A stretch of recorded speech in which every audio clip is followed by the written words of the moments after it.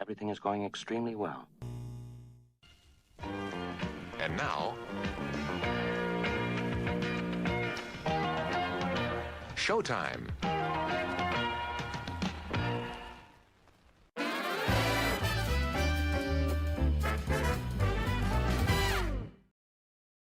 Yay, everybody. Why do I have this up there? Boom. There we go. Welcome to the show. Today, it is great to see you all. Today, we're talking about something very important. So we're going to get into the exact system to double your meta ad profits in 90 days. We're also going to do some updates on Disruptor Tools. We're doing a giveaway for the masterclasses that are in Disruptor Academy. We're dropping a new masterclass every single week. This week's masterclass is on TikTok Shop. So we're going to do that giveaway, plus answer all of your questions and all of your comments for the week, and give a sneak peek for the content that's coming out next week. And for all of you enjoying Black Friday and you're shopping and have a lot of fun, for all of you doing media buying on Black Friday, I get it. I've been there. I've done that. I've been part of it, doing it for well over a decade. I understand. And today is really about how to maximize the profits from your Black Friday efforts. And really, you can do this across the entire year. And this is the exact process that I'm currently using. And one of the reasons why Black Friday for me is going to be some, refreshing some dashboards or, and taking a look at some stuff, but it's not a lot of heavy lifting today. And it won't be heavy lifting. Actually, this is some of the easiest time of the year for everybody that's doing media buying right. And especially if you're somebody recovering from an ad agency that was launching dozens or hundreds of ads, or somebody that's got like 5, 10, 20 campaigns going on right now. If you've got one campaign but 40 ad sets, this is a perfect video for you. What we're going to teach you today is quite literally how to spend less and less time every day in the platform and make more and more money while you're doing it. If you are currently sitting with 30, 50, 100 ads in your ad account, I'm going to tell you today. I'm going to tell you, you don't have to launch another ad probably until at least January. And I'm going to show you why right here, right now. So all that being said, let me get this off of here. All right, let's throw the comments on the stage. If you have any comments, let me know. Drop them in the chat. If you like these videos, by the way, just go ahead and share them. And with that being said, let's dive into it. Also, by the way, Disruptor Academy has an Instagram account now. It's at Disruptor Academy. Check it out if you want to. There's nothing there yet, but there will be very soon. Anyway, let's get to it today. So this is the exact system to double your meta ad profits in 90 days. And it's not just because of the time of year. It's a better system. Now, raise your hand if this sounds like you. You're spending more and more time than ever, but making less. More and more time and money. And the problem isn't effort. It's what you've been told to measure. Now, for over the last 5 years and across over $1 billion in spend, I've used one system to dramatically improve profits over and over again. And it's a simple step. It's a simple step-by-step process. It's I think we're going to cover 8 steps today. So let me show you exactly how it all works. Step number 1 is we're going to audit the account. Most advertisers are tracking the wrong thing. They're chasing CPA. They're chasing ROAS.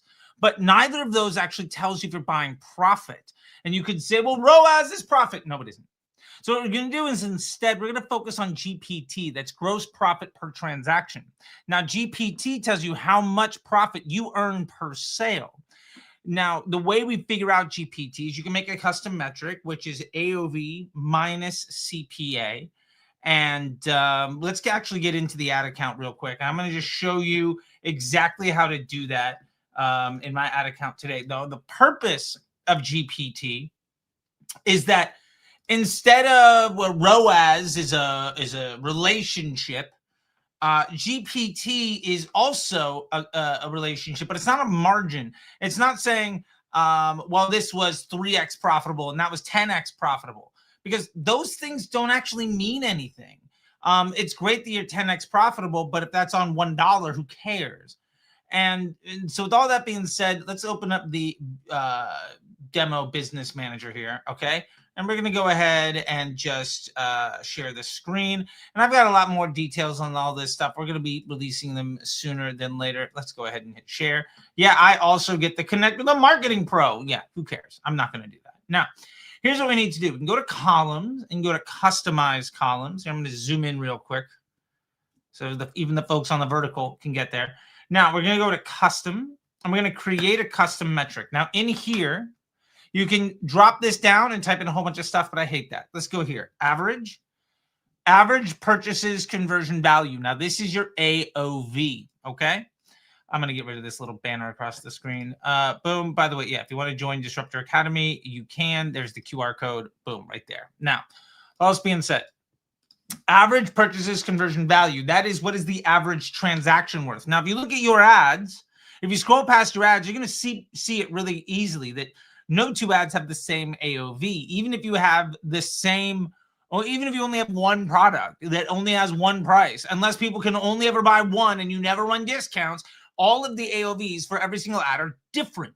And it's because they attract different types of customers. Some ads are going to get people that want to buy 3 of a thing. Other ads are going to attract the folks who are only willing to buy if they can throw the discount on it. All of that matters. So we have the cost, we have the how much the transaction is worth, and then we're going to subtract from that the cost per purchase. I'm going to call this GPT, boom, and we're going to turn this into money. Awesome. So this is AOV minus CPA. Now, you can make this available to everyone in your business. What we have here is how much is the transaction worth minus how much did it cost to get. Now, as a quick example of this, you could say, I have a transaction, my AOV is, I don't know, let's say it's $30 and my CPA was 15. Okay, so my ROAS is at 2. Now, my GPT would be $15. I double my money every time I make a sale, and every time I make a sale, it's worth $15. Okay. Now, there's the false equivalency to say, well, you could double your money, so just spend $10,000, but that's not the case, right? There's not an infinite supply of buyers for your product, especially with your ads.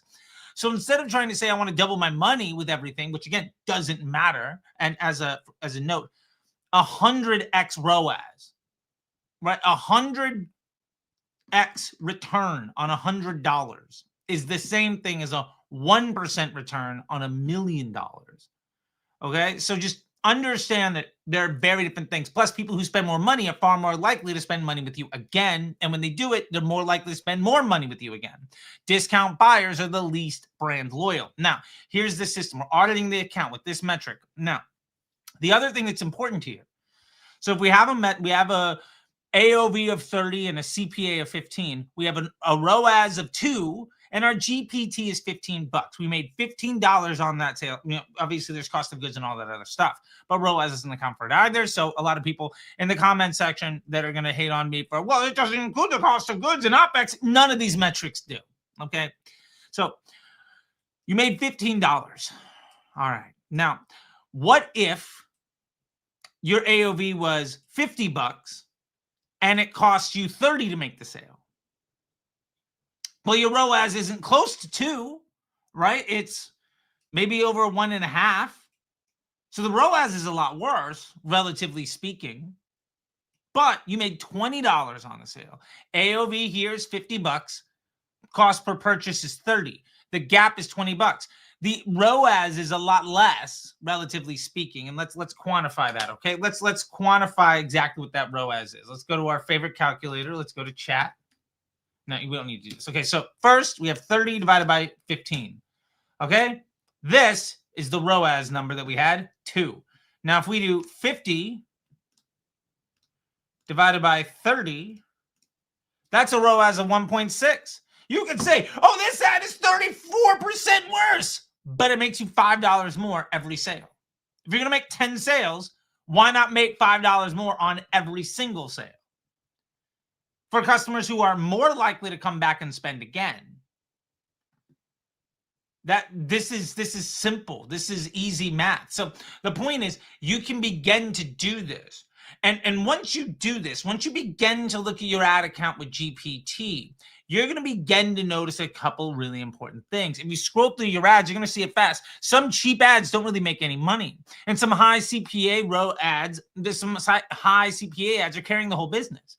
Now, most accounts are cluttered with duplicates and noise, and all of that confuses Andromeda. I know a lot of the chuckle fucks out there that are trying to push tech to launch 1,000 ads and have ad agencies that require them to make a bunch of creative for you are going to tell you launch every single ad possible to get the best possible ROAS you can on any ad, or the best CPA, or any of that stuff. But here right away, we already pointed to none of that actually matters, right? It's what is the way of acquiring the best customer who's worth the most money? GPT will tell us that. So right away, this audit cuts through all of that noise. And you can begin to say, well, we have 100 ads. Some of them have a ROAS of 10, but they won't, like, it doesn't matter.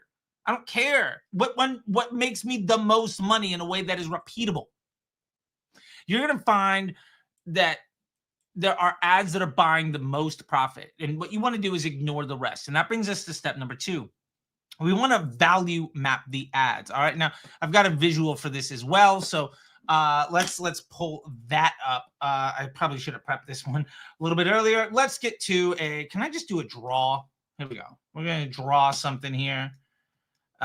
Where's just the easiest thing? Just give me a thing. Sketch. Awesome. Okay. Boom. I don't care. Now what we can do, we can draw ourselves a little line across. Yeah, okay. All right, so we have ourselves a little line. I'm just going to refresh this. Okay. Boom. So we have ourselves a little line across. Now this line can be our GP. Oh man, this is terrible. Okay, hold on a sec. We're going to do this a bit better. We're going to go sketch.io. My apologies, people. I want to do this stuff live. Anyway, here we go. GPT, okay? So this is, let's get something better. Can we do a paintbrush? Cool. That's not going to work. All right, I'm done with this. We're just going to scrap that and do one more sketch. Oh, really? How do I get a new one? Is there no just new? Okay, whatever. Point is, this line across, I want you to draw this, okay? Now this line is GPT, with the worst GPT being over here on the left and the best GPT being over here on the right, okay? Now we're going to draw a line down the middle, okay? Now this is your CPA, with the best CPA being up here, CPA. Oh, that's CR. Wow, look at me. I just had a kid. Sorry, So there's your CPA. All right. This is your best CPA, the lowest CPA you've got, and down here is your worst CPA, so it's the most expensive. Now, why this matters, you can plot the CPA on one axis and the GPT on the 4, and this gives you 4 different groups. And I've got a video coming out that'll do this a lot better, okay? Now, what we have here are 4 different kinds of ads, okay? And so if we come in here and let's get, can I just get a color? Boom. All right, let's do this. Sweet. So what we have here is a few different kinds of ads. Now, we have ads that are down here, okay? This is in this section. These are the ads that have the highest CPA because they're down here, right? So they're the worst CPA. And they have the lowest GPT, the worst GPT, right? So GPT, that's a G. Bear with me. Anyway, so these are all of our bad ads. I don't care what the ROAS is, and odds are it's not great, but I don't care. These are the ads that are terrible. If I've got 20 ads in my account, if I have 100 ads in my account, the easiest way to understand what ads are working for me, these are our liabilities. These are the things we need to get rid of, okay? Now, over here in this section, let's give ourselves another little color here. Let's give ourselves this orange, okay? Let's start actually up here. We're going to go up to this page. So up here, where our GPT is still bad, but our CPA is good, over in this section, these are our fake wins. Now, you'll find a lot of ads that sit over here based on cost caps and a bunch of other things, and 1,000 different ads, especially on a 4PI, that'll show it is way lower in the funnel. These ads have a better than average CPA. They're super cheap, but the GPT on them sucks. Maybe this is in the previous example of the $15 CPA for the $30 AOV, or the $30 CPA for the $50 AOV. This might be the $10 CPA for a $15 AOV. The GPT on it's only $5. Now, It could also be a $4 ad with a $5 AOV. And so the ROAS is well over 2, but it's not good. Every time you make a sale to that customer is worth a lot less to you than anybody else. This is a fake win. Now, let's move into some happier spaces. Let's go ahead and get ourselves a little bit of this. Okay, now, down here in this section, where our CPA is worse than average, meaning it's above the average of the account, but the GPT is better than average, meaning it's above the average of the account. So the AOV is well above average. These are our optimizers. Now, you can always reduce the CPA of an ad. It's almost impossible to improve the AOV. So it's very difficult to make the GPT better by making the average order value more. Remember that metric we had here, right? The average order value minus the cost per purchase. It's almost impossible to make this number, the AOV, bigger at the ad level with an ad that's already running. But you can get the cost per purchase to be less. So these ads here, where the GPT is above average, right? Their CPA is too high, but we're still making more money per transaction than on average. Every one of these ads, even though the CPA is higher and the ROAS is probably worse, is better than any ad here, okay? This is much better than anything you're going to find here or here for your bank account. I don't care what the ROAS says. I don't care what the CPA says. This is more profitable per transaction than anything else. Now, let's go to Happy Days, all right? This here, okay? Let's see. I don't know what I'm doing. All right, we're going to do this right over here. This is where our CPA is below average and where our AOV or our GPT is above average.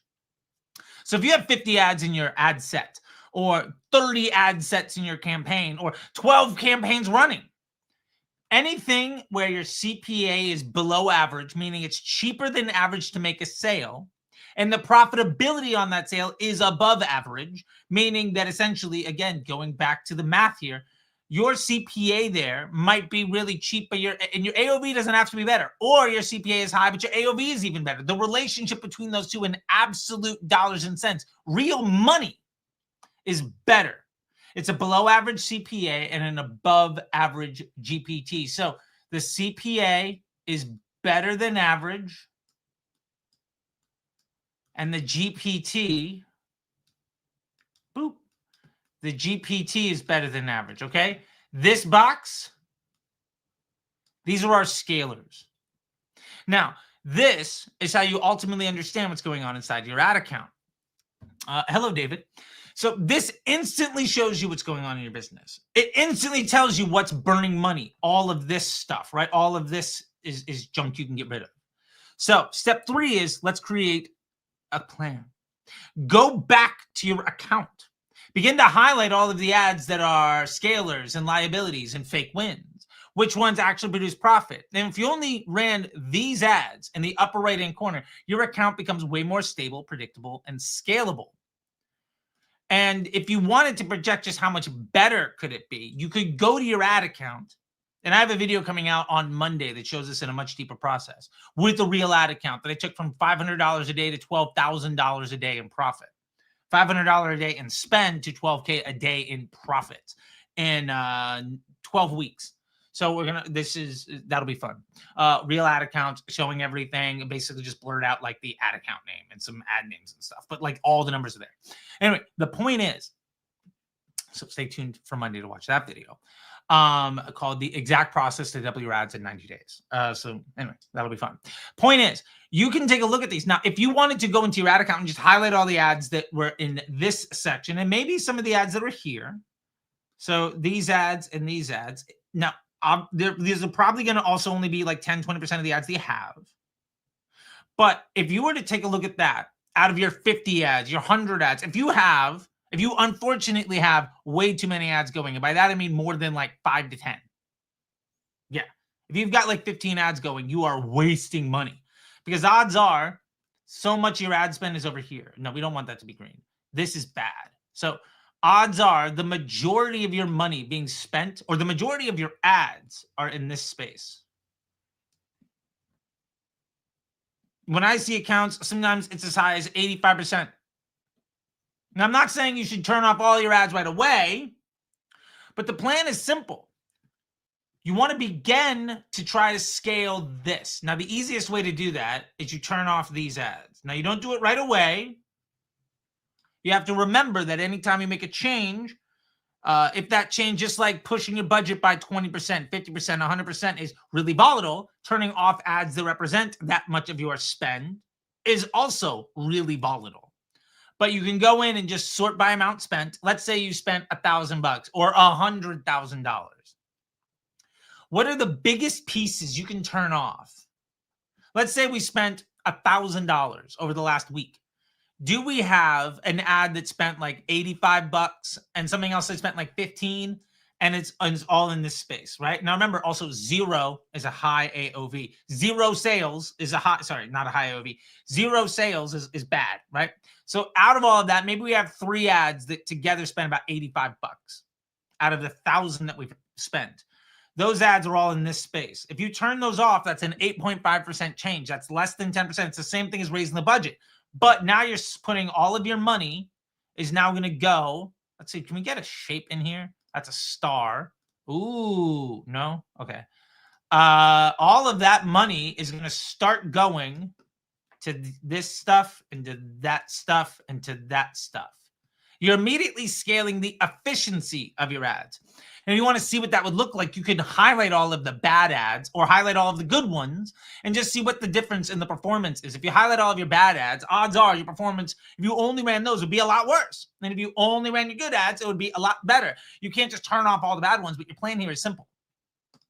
Keep the profit positive ads and you cut and limit everything else. You start by cutting this and then you cut this. And these ads over here and these ads over here, the ads that you find over here in the optimizers and over here in the fake wins, these ads, generally speaking, these ads in your fake wins, I got to get another color. Let's do purple. Okay. These ads in your fake wins will probably start to come down here. These ads in your optimizers will probably start to come up here. Some of these ads in your optimizers are going to slip over to here. But everything is going to shift closer to the middle. Because as you get rid of these, your average gets better. So even your good ads look worse relatively because you're raising the middle ground. The average ad performance is just getting better. So the point is, you are making the entire ad account better, not by launching more ads, but by doing something that actually makes sense. Instead of making it more complicated, you're removing all of the noise, right? You're just getting rid of all of this junk. And as a result, you're going to be spending your money where it's cheaper to make a sale to acquire more profit. And that's what this is really all about. So with all that being said, I'm going to just get rid of this because I feel like we're in a bit of a mess. Let's leave this on the screen for right now. Every change will also shift how Andromeda learns. Remember, every percentage of spend is a percentage of change. So if you turn off a 1% ad, that's like a 1% change. A 50% ad is a 50% change. That's a full reset. And it's the same thing, again, we see with budgets moving more than 20% is really going to reset the learning. So the same thing happens here. So the rule here is simple. Let's get back to the Sketchpad, okay? Man, this thing is destroyed. But I'm having fun. I'm hoping this is getting across, all right? So here's our GPT. Here's our, oh, come on. Our CPA. Okay, this is an undo. Okay, Brad. Can I do this? Okay, whatever. So, and this is GPT. Rad. I see the comments popping up. Don't worry, I see you. So anyway, we make the smallest moves with the highest confidence, and then we can record and watch how the system responds. We audit, we plan, we optimize, we measure, we repeat. And that is how you scale without chaos. Just by removing the bad ads, you're going to be able to scale the business in a way that makes a lot more sense. And this is how you also program the algorithm, because now the machine can see what good looks like. Instead of launching more and more ads to make it more and more complicated, you're actually making it simpler and simpler. Andromeda studies who buys, how they buy, and why. Then it finds more people that are like them, faster and cheaper. But this only works with clean signals. Weak ads send mixed signals. So reduce the noise and the system compounds your best work automatically. You're not just running ads, you're training the most powerful sales engine on earth. And again, this is what we talked about in Disruptor Academy to get you set up, and it's free to join, okay? It's $0 right now. We have a premium version. Anyway, point is, if you do this stuff, you're going to start printing money on autopilot. With clean signals, everything compounds. Over the next 12 weeks, you can see your spend rise gradually. Your CPA will stay stable and your GPT will get better. You're going to stop chasing performance and start managing momentum. The machine scales the winners without launching new ads or changing budgets because you're just getting rid of the waste instead of adding more of it. This is how you, step 7, scale intelligently. All right. Once you scale profitably, your brand grows everywhere because as you raise your budget, you get more search, more site visits, more visibility. And what this means is your creative strategy has to evolve because it's not by rebuilding all of your ads, but by understanding how Andromeda actually thinks. And this is where ads stop fatiguing and performing for months. And that's really the next level of scaling. And if you want to know more about how to read the ads and take a look at your 4PI analysis, you can take a look at the video that we launched this week on the account on how Andromeda decides which ads to scale and which ones to ignore. You can also take a look at the live that we had 2 weeks ago, or the video that we had 2 weeks ago here on this channel that will show you exactly how to read the 4 sides of any ad so you can truly understand what's going on in the account. But anyway, I hope you get this. I hope you begin to understand. This is what's really important, okay? It is all about understanding the GPT. It is all about understanding the profitability that you're actually getting on each sale. What matters is how much money does each sale make you. What doesn't matter is the volume of the margin on any of these things, right? So profit margin doesn't mean anything. Profit volume does. Okay, so with all that being said, we got a lot of questions coming up. So we're going to hit the questions. I'm going to go through the queue of the questions here, and then we're going to dive. I'm going to show you a preview of Disruptor Tools. We've made some big updates, and then we're going to dive into the comments from all the videos this week. So if you dropped a comment on any video this week, we're going to get to that here in just a minute. I probably should have a version of this that just has, here's what we're going to do. We're going to throw the banner up. Boom, boom, and then join Disruptor Academy at disruptoracademy.com. Awesome. So with that being said, let's go through the comments and bring them up. Let's see. David, always good stuff from the professor. Thank you, David. I appreciate it. I know this one was a bit fun and complicated and messy, but also crazy valuable. What we just talked about right now, by the way, if you have 50 ads running in your account, fire your agency. Don't buy another piece of creative from anybody for the next 40 until January. This alone will maintain or reduce your CPA and improve your GPT every single day. You will only be more profitable. And it will take you 5 minutes a day. Like, I don't know why people aren't doing this. I mean, I do know. It's because folks that don't know what they're talking about and don't care about your bottom line and sell you solutions to problems you don't have, but create the problem to sell you the solution, don't appreciate this stuff. Or they do know it and they don't care about you. Now, BMO, Kaz, absolutely great point here. How do you tell which non-converting ads are the heavy supporters? Like if I have something with 6% CTR but 0 sales, is that a supporter? I mean, first off, Kaz, I don't really give a shit about CTR. But what I do care about is this is a great way to clean up a really complicated ad account. Now, Kaz, BMO Journal has been with us for a long time. Early admin into the academy and has moved up past that. Great writer, by the way. Thank you so much. I'm excited. I'm going to do some more reading of your work over this weekend, and we'll let more people see it, by the way, Kaz. So thank you very much. But if you've got 12 ads, 20 ads, 30, 40, 50, 3 campaigns, 5 campaigns, 10 campaigns, 100 ad sets, like this is how you can take all of that noise and immediately just get better. You can't even begin to apply 4PI analysis if you're running 30 ads. Like, it's so complicated. Your system is so fucked to begin with that you can't even make educated choices. You can't even do things that are going to help you be successful because you set yourself up to be in a place where the machine is too dumb to be able to repeat anything. So this is how to understand, how do we get rid of all of the waste so that we can actually make an informed decision. I was on an account with the brand last week, and they were very happy. They had one campaign, and that one campaign had 42 ad sets in it, and the average ad set had 10 to 12 ads in it. Basically means they were running about 400 ads. What I told them was they don't need to launch another ad until March. They looked at me like I was crazy. I showed them this system, and I told them, if you just make your ad account 5 to 10% better 3 to 4 times a week, if you just maintain or reduce CPA while improving the profitability of every single transaction, buying customers who are more likely to spend with you again, why would you make another ad?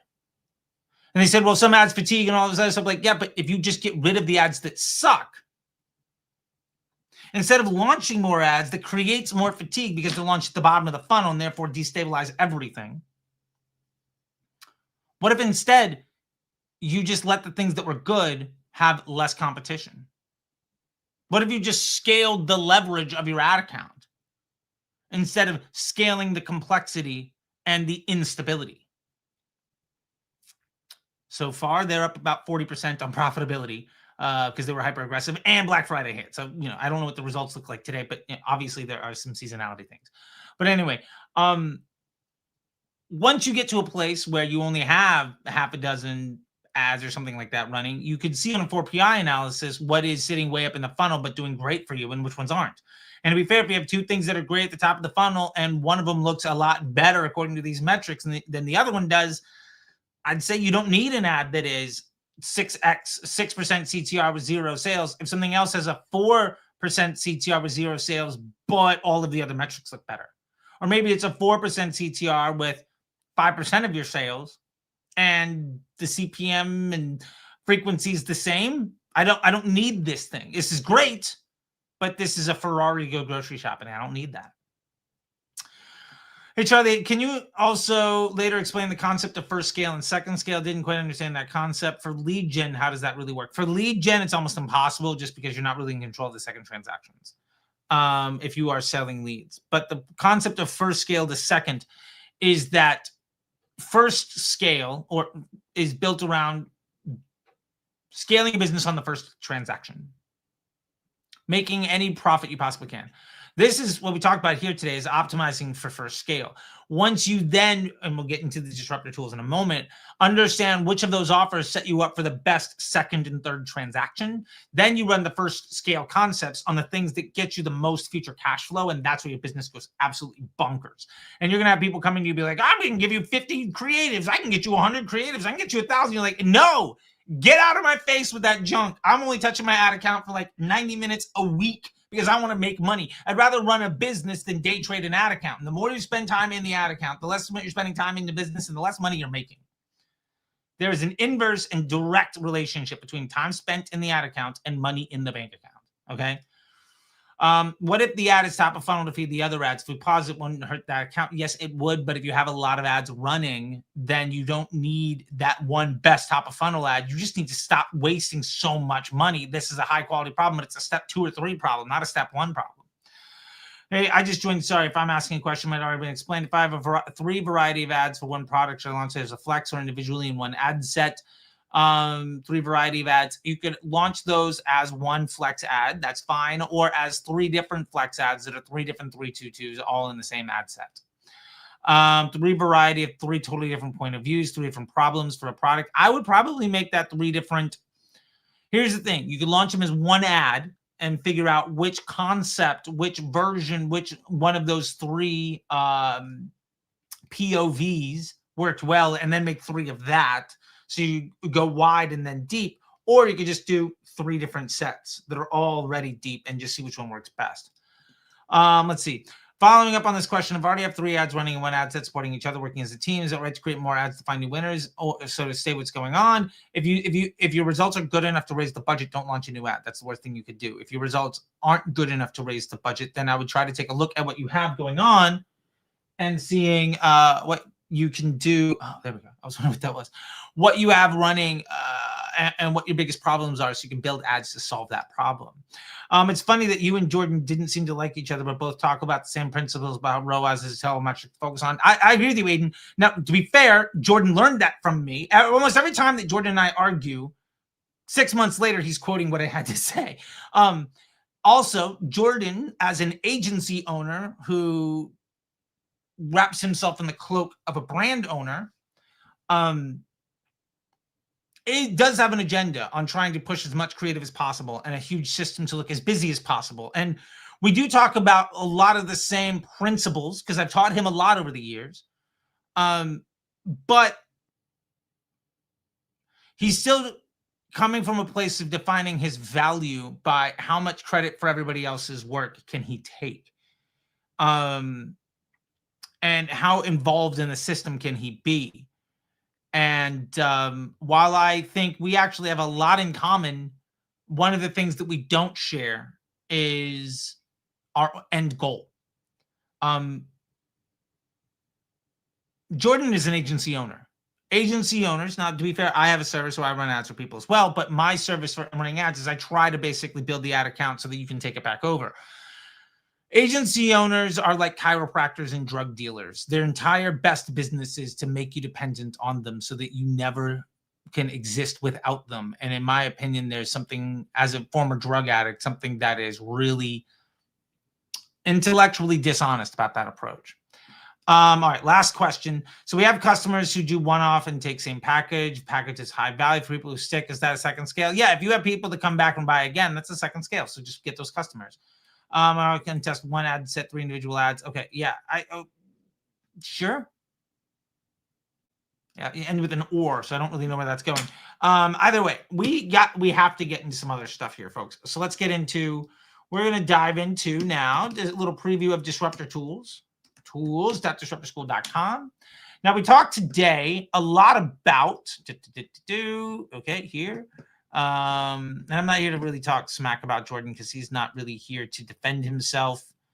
And whenever he has taken the time to appear, he's never really used that in a way to help other people. So we'll let it be where it is. Anyway, this is Disruptor Tools. You can find it at tools.disruptorschool.com. Now, getting into this, if I were to go into the customer journey insights and I were to upload my Shopify orders, which is just going to your CSV admin, orders, export all orders. Okay, now we're getting the Stripe export soon. It's on the roadmap. Let's get our USA Palm orders, our $5.6 million business here. Let's upload this, 41,000 line items. Okay, we can handle some scale. What's beautiful here is we just talked about how to improve first scale, the optimization. Now, if you were to focus on what products are the best for you, we can focus on a number of second purchases, right? So now we can see this Infinity quarter zip has the most second purchases. And you could say, oh yeah, well, they have the most first purchases too. But yes, also, this is a signal in that these are the things that most commonly get people to, if I want to get the most amount of returning revenue, right? So if I want to look at this month by month, and if I want to make this red line as big as possible, I have to sell the thing that's going to get the most people to come back and buy. Now, if you notice, this is 20, 30, 23, 32, 40, 39. Why is that? Well, part of that is because of focusing on the products where we've got the high second purchase rates. And some of these people are buying a third time and a fourth time. Now, the beautiful thing about all of this is we could also just go in here if we wanted to and just type in Infinity, and we could see how all of the Infinity is working. And you can see that these are all really good numbers, right? But this is what the Customer Journey Insights tool is really going to help us out with. We're going to be able to understand what's happening. And the beautiful thing to me, too, is this most common next purchase, okay? So if I do zip, I can just sort by that. I can see all of the items that are a zip. Boom.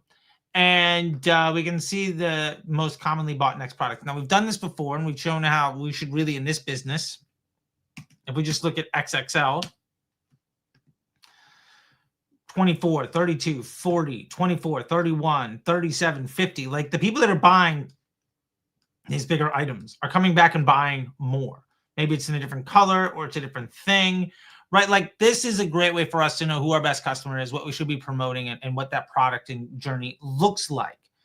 Now, that to me is incredibly important information. You can also go back to the hero offer intelligence, which is if we begin to focus on the profitability with first scale that we did before, we can now apply that same principle to the hero offer. So we're doing first scale optimization, which is the grid that I talked about, but we focus that only on the product that is the best for the second scale.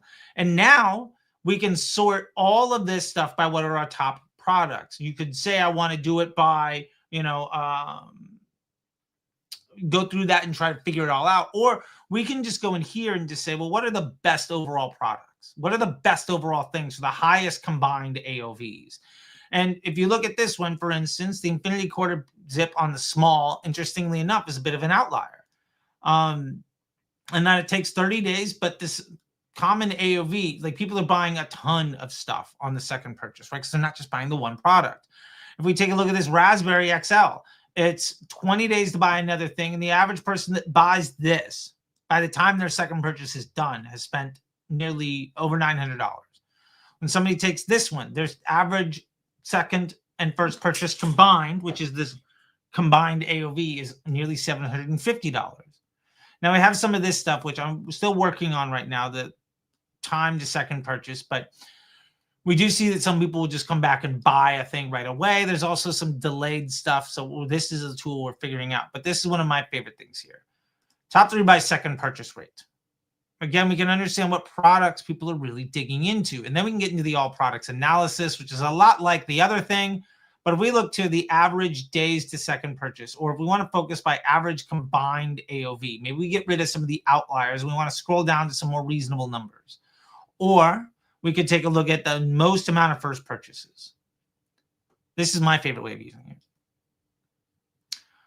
On average, this Infinity Quarter Zip. All right, so let's just do Infinity. Infinity.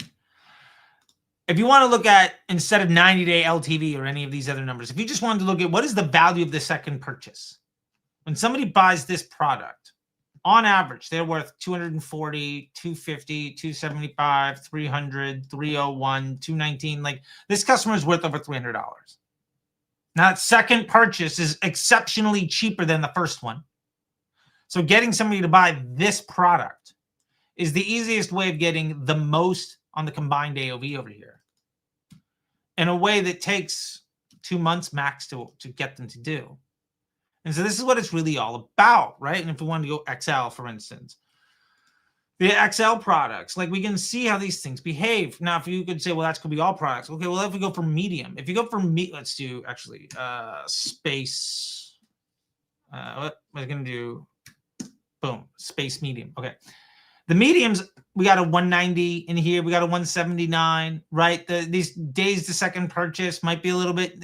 This is a lower valuable customer. This is a lower value customer. So we can immediately understand by looking through disruptor tools what's best for us and what's not. That's what it's really, really, really all about. Okay, makes sense. Yeah, Aiden, I'm glad it does make sense. Yeah, this is how we understand how to grow businesses. Again, you can go to tools.disruptorschool.com to come in and check out Disruptor Tools. I think if you buy all 3 of these, it's on sale for like $100. I think these are $39 a piece. We'll get into this one later, but look, we are running out of time. We're running out of time here, people. So let's get to your comments and questions this week from YouTube. Okay, so let's go over here. I'm going to beat up Sam on this other video, by the way. Fun fact, I'm recording this later today. He wrote, "One campaign is stupid. Don't do this ad campaign." I messaged his partner at Moonlighters, and I was like, your boy came for the king, and he missed. I'm going to rip this one up. Out of respect. Sam is a great dude. I've met him in person. Solid guy. But his strategy, his M3 method is basically ad accounts from 10 years ago. And we're gonna use his screenshots and look at his data in a different way. And so again, with respect, just like we've done before with reaction videos, we're gonna do those here. So anyway, let's get to community. Love it. All right. Hey, Charlie, I've tried with 2 emails, received the decks via the Meta Summit, but link haven't reserved. All right, Billy. I don't know why that's happening. I apologize. We'll take a look at that, but you can also get them for free in Disruptor Academy. If you join Disruptor Academy, even on the free tier, there's a section called Partner Decks. All right. Let's just do disruptoracademy.com. What? All right. Bring me to safety. What are we doing over here? Okay. Yeah, I don't know what's going on. Okay, boom.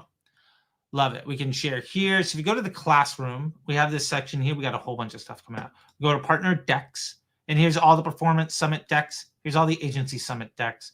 The stuff on Opportunity Score, the Agency Success, the Creator Marketing Tools. Like some of these are like 5 pages. Some of these are like 20. It's too large to preview. Yeah, it's too big to show. Like massive stuff in here. Okay.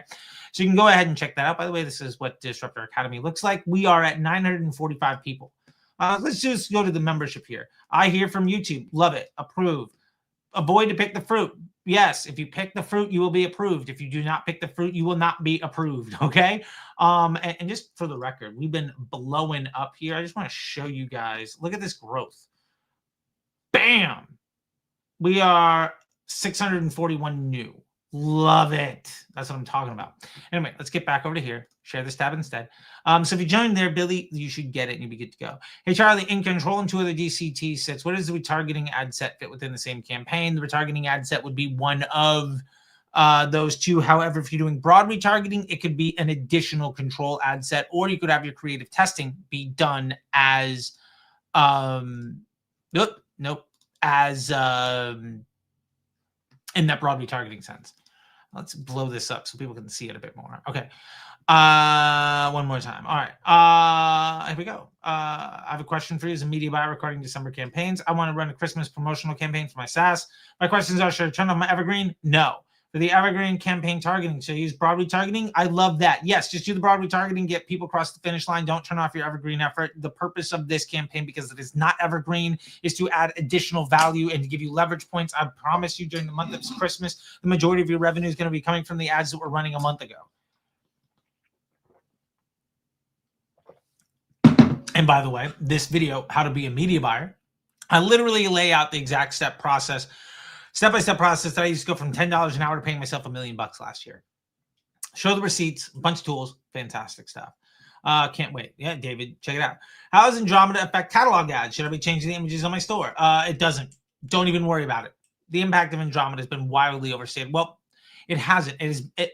Andromeda at its core is basically made doing things the wrong way more expensive and doing things the right way better. Hey, Professor, really nice video. Divi, I appreciate you just trying to get ads on my stuff. But anyway, BMO, can we talk about Golden Bear in the era of Andromeda? BMO, we can absolutely do that, Kaz, in the MBA program. So go ahead and drop that question in the MBA community. We'll dive into it. The folks here haven't dropped the money to talk about Golden Bear, and to be fair, even if they understood it at a high level, all of the nuances that we talk about in the MBA program, they just could never begin to address all that stuff here. How does Andromeda affect local ads targeting for Chiros? I don't know what Chiros is. What is Chiros? People are sitting there looking at your screen like, he doesn't know what Chiros is. Oh, Kairos. See, look at that. Okay. For Kairos, it doesn't. Don't worry about it. Still do all of the things that we talk about here all the time. Run as few ads as you need to get a result that's good enough to increase your budget. Focus on 4 PI. If your results are good enough and you can't scale your budget because the market is too small, then figure out how to run the optimization we talked about at the beginning of this so you can reduce your budget. Maybe for website, but DM ads are tough. BF Fit, it's the exact same thing. Becoming a YouTuber, I'm sure. Charlie, I love you, not romantically, obviously. Hey, Julia, whatever floats your boat. Appreciate it. Lena, bro said a whole lot of nothing, but sounds cool in practice. Make CBO use different ads, different angles. You do that and realize 90% of the budget ends in the ads that make people interact with your meta, not your page. Okay. You said more than him. Thank you for not wasting 20 minutes of my life. Everybody's selling different things about Andromeda right now. No worry. If you have a solution, let me know. Lena, like, what's your problem? Lena, I would love if you can tell me what your problem is. Lena, if you watch this, let me know what the problem you're having is, and I will give you the solution, okay? Goose, great video. You're welcome, buddy. Hey, Charlie, so with Andromeda, are you using 322 only in your testing ad sets, or are you using them in control? I'm almost exclusively using them in my testing ad sets. Very rarely do I have 322s in my control ad set, generally because my control ad set is built only of the unicorns from the testing ad sets of the 322s and then grabbing those post IDs. But every now and again, I'll move one over, but that is like 10% max. Hey, Charlie, how many days can we turn off, pause a campaign and turn it back on without losing any data? So I get this question a lot. And let me be very clear. We're going to go ahead and just do this real quick, okay? We're going to do this. When you turn off your campaign or you turn it back on or any ad set or any ad, the ad set, the campaign doesn't lose any data. The reason that it performs differently when you turn it back on is because everything else has changed. If you were to take a look at your ad from a week ago or a month ago and take a snapshot of exactly what it looked like that day versus today, there's going to be a difference. Now, if you run that ad for another month and take a look at it again, there's going to be a difference from today. If you turn it off and turn it back on in a month, there's going to be a difference from today. Now, on the first day, there might be some funky thing because it's going from 0 to something. But by day 2, by day 3, the reason that ad performs differently is because the entire market has shifted. And it always will. The amount of money being spent by your brand and everybody else, the amount of ads being run by your brand and everybody else, the amount of consumer intent behind that product, service, or offer has changed. The CPMs and the market conditions, that's what shifts. When you turn an ad off and turn it back on, you don't get to see gradually the change occurring. It's just like, oh, you shut the door and you open it back up and then it evolved, right? But the thing is that the entire existence has changed. The ad itself hasn't. It appears to have changed, but only because you're looking at it from a stationary place. So yeah, it's okay to do it. I run comedy shows in Australia, mostly Australia. I previously had good success with running videos conversions for the act and going to a certain city for a month or so. Now I'm thinking about the M3 strat from Sam Polero and has been talking about essentially splitting the ads into dated batches, retention, and completely broad. Got to watch Luxury's videos. I'm writing that dude. Asked about the live tickets. Yeah. So Sam Polero's style of having prospecting, retargeting, retention is fine. If you want to do that, understand that each one of those campaigns needs to have a different business objective, which is also okay. But if you're trying to sell tickets in a city, you do not have an ecosystem that is robust and evergreen and large enough to suffice probably more than one campaign. You can probably get away with having some hero ads get attention. You can do your creative testing ads, your 322s to full broad, and your control ads to broad retargeting. So you're basically just hitting the people who are already aware of you with your best ads, your unicorns, and you're using everything else to see what can get attention. You can take his entire M3 strat and drop it into 3 ad sets, even 2 within one campaign, and you will get a better result that is easier to manage. Can you suggest a book for understanding meta ads? There's a lot of them. I don't really suggest them because honestly, like your best books for understanding ads are all about consumer psychology and data science. I will say this, meta ads is not a thing that I think you should be reading books about, because understanding the business, learning how to fish is going to be far more valuable. So how many ads and ad sets is proper? I think, I'll put it to you this way, Peyton. The more ads you have, the harder it is for the machine to know what to do, and the more difficult it is for you to understand what's going on. I don't think you need more than 5 or 6 ads in your control ad set. And I think your control ad set doesn't need to have more than 1 or 2 other ad sets that test against it inside of a CBO. I think the more you get away from that, the more difficult it will be. I'm having a hard time understanding how many ads I should have active in which budget. Your budget has no impact on the number of ads. If you're spending $100,000 a day, I don't know that you need dramatically more ads than if you're spending $1,000 a day. The only difference that you would is because you're probably pushing. Now that is per campaign. Now you might have 4 or 5 different campaigns because you have 4 or 5 different business objectives. So you would multiply that optimal number by how many business objectives you're trying to support. But yeah, if you want a hard number, 5 ads in your winners and 2 dynamic creative tests, 2 3-2-2 ads. Now that can be done as 2 ad sets. It can be done as 3. If you don't have the budget to get out of learning, you can do that as 1. Don't launch all the same styles if you need diversity. Yes, launch new ads frequently. No, you don't need frequently. Please don't do it frequently. They need to complement to each other. I think that's all they gathered from this video. I will fare well. I love it. The only thing is this frequently part. Please drop the YouTube link for the delivery. Oh, yeah. I will look into it. But honestly, Bun, if you just go to my channel and just look for creative diversity, that's the title of the video. You should be able to see it. Thank you for the best wishes on little Augie getting born.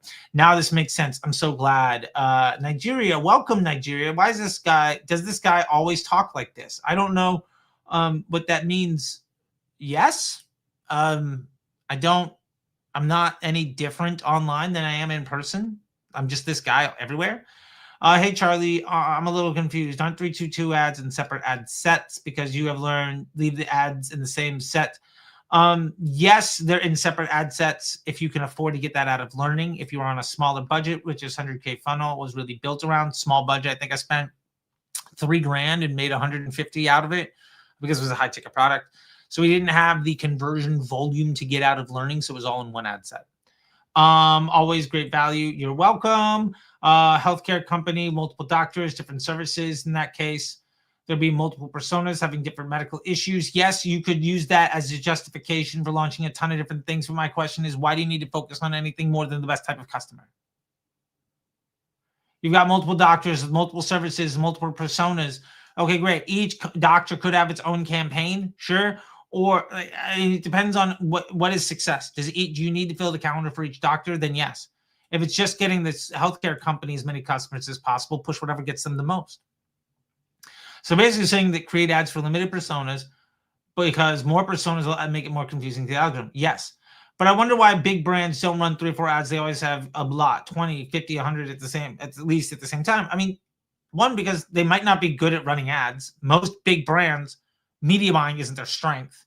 Like, look at Alex Hormozi. He's huge. His ad strategy is shit, but it's because he doesn't need it to be good, right? I run ads for some people where I'm one of the best at running ads, and my email is terrible. Looking at my ability as a media buyer on the ad account is not a reflection of how good my email system is. If you have a solid business model where you're amazing at getting attention for free, maybe don't listen to that person when it comes to how to run ads because it's not their skill set. Don't copy Nike if you want to build a sneaker company. You just don't copy a brand that is doing a different business than you are, that is in a different space in business as you. Let's say there's a 3-2-2 ad with 12 variations. The number of ways could be 12 ads. It's already a big number. Yes, if Meta can learn. Now, here's the thing. A 3-2-2 ad, in the example that we talk about here with the next phase of Facebook ads, which I highly recommend people take a look at this video. It is, I think, in my opinion, one of the best videos I've ever made. Each one of these ads, each one of the 3-2-2 is a single data point. And that's why 3-2-2 ads are amazing. Flex ads, dynamic creative. All of those variations are one ad because they're all pushing all that information into one place. Now, they have different post IDs you can extrapolate from it, but for the purpose of the math, it is one ad. It is not 12 ads. Because the machine is seeing that one flex ad as a single ad unit when making the choice of where to spend money. But the issue is that Meta can't give good results with the next number of ads, with the scalability of the whole thing becomes unpredictable and fragile. Yes, I agree with him. Just be clear, as I saw Javi Coffee, as he mentioned in this video, and the ads there, they have dozens of ads running. I don't know why they're running that many ads. You should ask Matt. But he's doing well. He's spending $4 to $6 million a month. There you go. And maybe it might start slow with many ads. I really appreciate all this back and forth. Over time, performs better. Yeah, you guys kind of got it. At 45 minutes, instead of having larger men and women, you could run medium models to medium buyers, larger audience. Haha. Yeah, you could, Chilsey, but why? Why would I want to sell medium-sized products? If this is, by the way, a video where we pulled up the disruptor tools on the last version of the tech. Why would I want to sell those medium-sized products? I don't want to sell them. That customer's worse for me. I'll let people buy them, but I don't want to sell them. Like, I don't want to invest money to move those units. because I have a better thing to invest my money on. You should try rapping and be the best in the world. Okay, these are all the old video comments. I need to actually comment back to all of those people and say that we address what their needs are. Anyway, I hope you guys loved all that. Now, a couple of things here. We've got a few more videos coming up. The next video coming out on the 1st is the exact system, although I'm going to do a reaction video to Sam, so that might come out on Wednesday. So there's nothing on the 3rd right now. We also have an account audit coming out in 2 weeks. We have the Andromeda update strategy coming out a little bit after that, and another audit video coming. Anyway, folks, we have a lot of stuff happening here. I really hope that you all enjoy this. Please jump into Disruptor Academy. I can't tell you just how much people are winning there, how amazing it is to see people there, and just how exciting and fulfilling it is to have folks. We have at least 1, if not 2 calls every week in that community. The calendar's got a bunch of stuff. If you take a look here, we've got calls all the time. The classroom, we're building out courses. We have so many more courses coming in. And with that all being said, we're going to end this. We're giving away the TikTok Shop Blitz method strategy from our buddy Jordan, not Menard, Jordan that I respect, Jordan West. And so what we did was we went into the giveaway here. Now, I've already done this, by the way. We have, all we ask you to do is just share any video to be entered. Okay, so we have Farhat, we got Nikki, and we own Wazoo. Okay, awesome. And all you had to do was basically go in and just share how it was going. So we are running out of time. I was going to do the whole spin the win, but I was running out of time here. I just want to say that, let me pull it up here real quick on my other screen. Let's see who won. Oh, it's Nikki. Nikki, you have won the thing here, the masterclass giveaway. Super excited. So Nikki, I will go into your Disruptor Academy account and grant you access to that masterclass, and we will launch another one next week. I think next week's masterclass is going to be on email and SMS flow hacks, how to get 50% more out of your returning customers, and how to scale your business so that you can apply what we learned today and everything else. And then after that, we've got Google Ads, we got better data, we got affiliate marketing. I got like dozens more of these things. Look at this.